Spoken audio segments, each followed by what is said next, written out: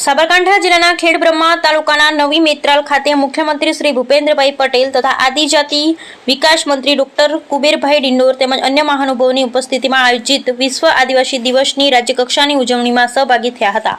મુખ્યમંત્રી શ્રીના વરદ હસ્તે ગુજરાતના આદિવાસી વિસ્તારના વિકાસ અને આદિવાસી સમાજના કલ્યાણની નેમ સાથે સમગ્ર રાજ્યમાં કુલ ₹411 કરોડથી વધારે વિકાસ પ્રકલ્પોના ખાતમુહૂર્ત તથા ₹602 કરોડથી વધુના વિકાસ કાર્યોના લોકાર્પણ સંપન્ન કરવામાં આવ્યા હતા.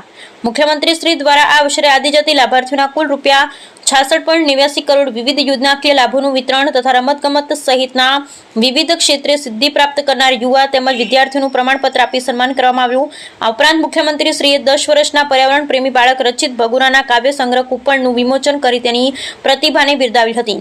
મુખ્યમંત્રી શ્રીએ સર્વે આદિવાસી બંધુઓને વિશ્વ આદિવાસી દિવસની શુભકામના પાઠવતા આજના વિશિષ્ટ દિવસને આદિવાસી બાંધવોની અસ્મિતા, ગૌરવ અને વિકાસ યાત્રાને ઉજવવાનો દિવસ ગણવામાં આવ્યો હતો. તેમણે જણાવ્યું હતું કે માનનીય વડાપ્રધાન નરેન્દ્રભાઈ મોદી આદિવાસી બાંધવને અમૃતકાળમાં ભારતની વિકાસ યાત્રામાં ભાગીદાર બનવાનું કામ કર્યું.